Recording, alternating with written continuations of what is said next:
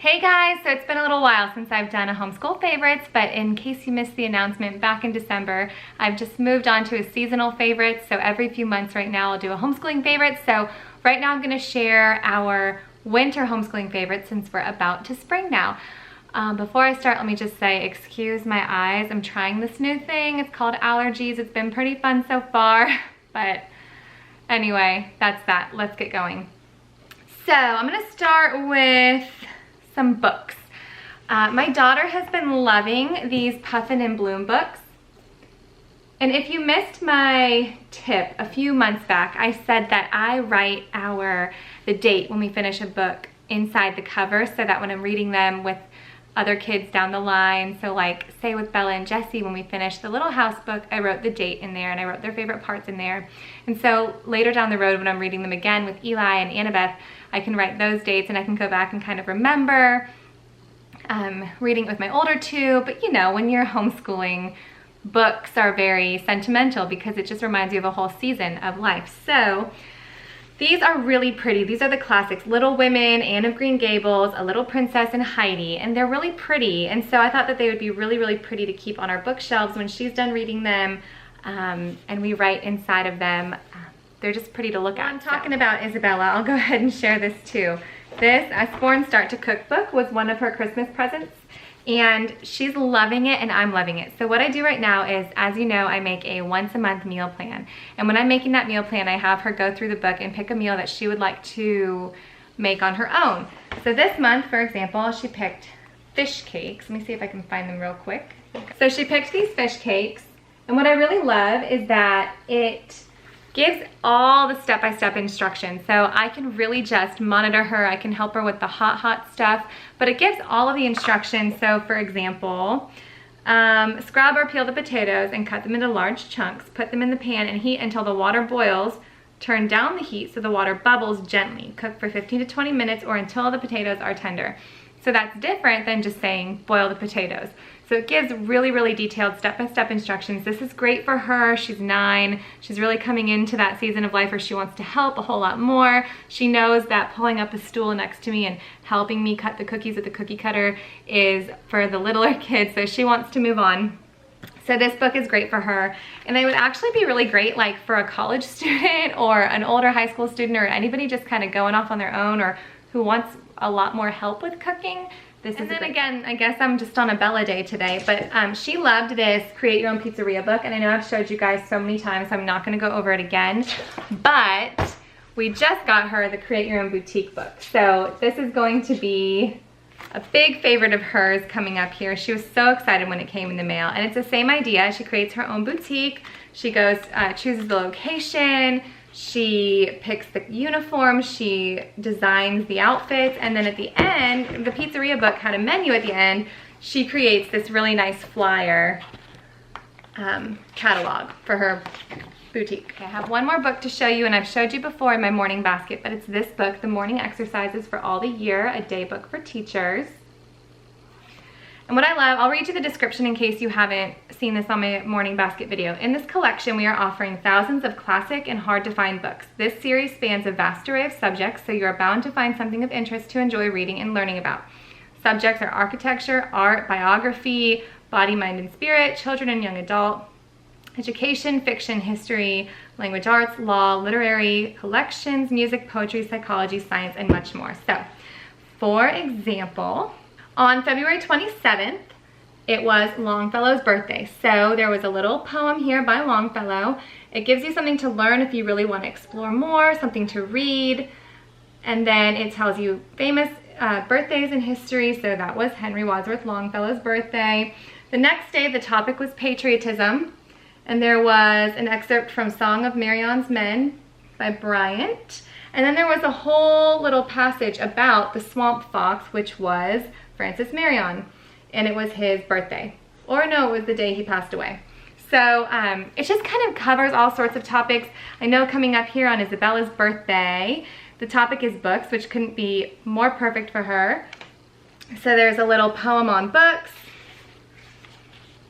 And then it gives, you know, Michelangelo's birthday, Elizabeth Barrett Browning's birthday, So it's just interesting, and it kind of saves me from having to look all that information up, because oftentimes I miss really important dates because I have no idea it's going on. I know a few weeks ago it was the day that the Star Spangled Banner was written, I believe, and it gave a history of that, and so I was able to quick print off some coloring pages, and the kids were able to kind of explore that more, but I wouldn't have really known that unless I had this book. So we're really loving this book.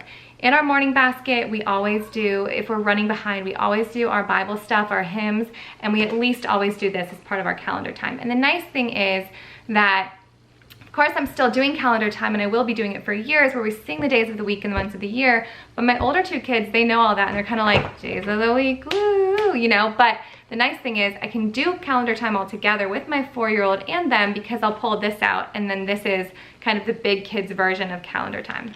Okay, well, I'm talking about morning basket. I guess I'll share this. I did share last month that I was thinking about kind of easing away from the, what's it called? Blue ribbon points. And that's because we've been using them for years, and I'm getting inconsistent with them.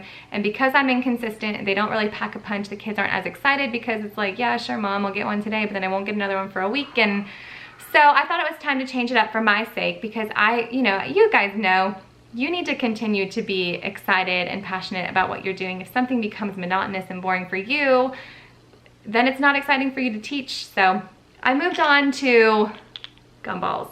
I decided that, that I would just give gumballs when my kids are really, really showing some extra effort. Which, you know, my kids work pretty hard. I think they're really great. I think they're really self-disciplined. I'm proud of them, but they all have a subject that's difficult for them. So there are some days where they say that subject is math. If they sit down with a really bad attitude, they're struggling through it, you know, I sit and I work with them. But if they sit down and I can tell it's hard, but they're still working hard, then that would be a gumball day. So it's just been exciting for them. I made sure that on the day that I brought the gumballs into our morning basket, that that everybody earned one that day, so that they all saw it was achievable. But we've kind of done it maybe once a week for each of them. So that's been a great treat for them. And I've never really used candy or treats as a reward, so this is very exciting stuff around here. And then I'm just gonna show you this real quick. This was a Christmas gift from my mom for the kids. It is, I don't know if you can see it light up because it's kind of bright right now, but it's a tracing pad for tracing. Yeah, it's a tracing pad for tracing. The kids have used this at their art table and they really like it, and it's been great for copy work. So that's an awesome addition to our homeschool day. And these are still hanging around. These trays are super great for projects, for preschool time, for eating, whatever. What I love about them is that they have a funnel here, and you can just totally bend it and dump everything into the garbage can. And it's great because my kids kind of space out sometimes when they're building with toys or when they're doing projects. And this way it's big enough for their piece of paper and all their crayons and all their glue, and they can just take it where they need to go. So we're loving these, and they're dishwasher safe, so that's a huge bonus. Although clearly I need to put it in the dishwasher. Oh guys, I need to share this with you before I move on to the toys. My mom got me this for Christmas. It's a Mr. Coffee coffee warmer. My grandma had one of these when I was growing up, and she just plugged it in and kept her tea warm. And I guess I didn't realize that these were still around. We don't have a microwave anymore. This would be a homeschooling mom's #1 tool for school. You can just put your coffee cup on it. It keeps it nice and warm, doesn't make it too hot. You're welcome, friends. Move on to toys now and just share a few of the things that my kids have really loved playing with. Some are repeats, some are new, throughout, I guess, from about January through now. So this roller coaster challenge was a Christmas gift for Jessie, and I'll kind of go into more detail now that I'm able to open it, because I know I shared it on our Christmas gifts. But it starts out with a grid like this, and there's all sorts of pieces. So there's these, they're all stuck together. These pieces that they can stack together to build their roller coaster up. Whoop. Okay. And all sorts of track pieces here. It also comes with this little roller coaster car, which is basically a marble on the bottom. It's like a marble run, essentially. But you get one of these cards out of the deck, and it has 40 of them. So I'll show you an easy one. Here's the challenge card. So this card is telling you that you need to start with building 10 of these little blocks up. That's your starting point. And then you need to add these pieces. And then down here it will tell you the other pieces that you need to add to make the track work. And basically as soon as they can figure out how to add all those pieces in and they successfully have their little roller coaster car go all the way down the coaster, then you can flip it over and see if they got the solution right. And the solution's on the back. So this would be an easy one. It's definitely for like 6 and 7 years old and up. But my kids are loving it. They also just love to take it and build the track. But it's a one-player game. It's a great brain game. If you want to take a break from school but you want to keep them engaged, you want to keep their minds working, this is a great option. This is also another great one. Jesse built a car wash. John took them to the car wash the other day and he is still just so excited about it. So he built a car wash. But these gears are great. This was a Christmas gift for Eli, but Jesse's actually the one who keeps playing with it. So this is really fun. So you just basically, you know, all these little pieces are just like this and they can build them up, they can build them out sideways, and then they can add all these little blocks together down here to make the base whatever shape they'd like. And then you can add the handle, make it all move. We're on a Lego break around here because I took the Legos away for a little while and didn't realize that that's the reason we were having so much harmony in our house. And the Legos came out again a couple of weeks ago and it was like instant chaos. There's just pieces everywhere. So anything like this that promotes that kind of side of their brain where they're building and they're enjoying it and they're kind of having to, well, just that engineering side of them. Those are great toys to have around, especially if they're not teeny tiny and painful when you step on them. I shared this marble run back at Christmas, but every time I post it on Instagram, I get a lot of questions about it. So I thought I would share it to you out of the box here.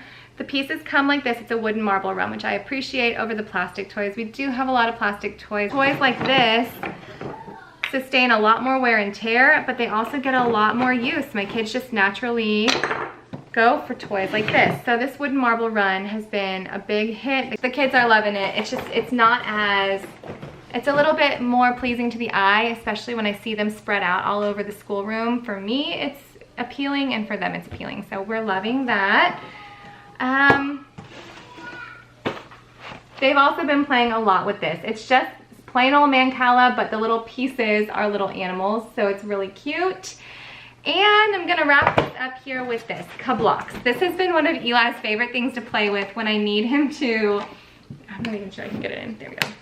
When I need him to play with something in another room while I'm doing school with the kids. For example, if I'm doing a science lesson with them that he does not want to participate in, or I don't have enough supplies for him, I'll set this up in another room, and I'm just gonna go ahead and show you over there how it works, because it's pretty big. Okay, I have my helper here showing how this works. He's gonna build, and these are nice because they're foam blocks, so they're not loud. You ready, dude? Mm-hmm. Ready to show it off? Mm-hmm. All right, let's go.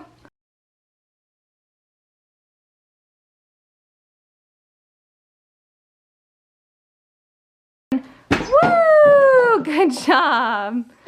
So this keeps his interest a lot longer than just, like I said, a set of Legos would, because there's an activity involved. Did you still get me alone? Yeah, they played with it when they came over too. Woo! So I hope you guys enjoyed that video. If you did, give it a thumbs up. If you aren't subscribed to me, go ahead and hit that subscribe button. I do these videos fairly often, every few months at least, of our homeschooling favorite toys and games and books. I will see you guys tomorrow actually with another fun homeschooling video. Bye. All right, I'm gonna move on. All right, yay! I'm gonna move on to toys. I've done a, oh, what is going on there? Yikes.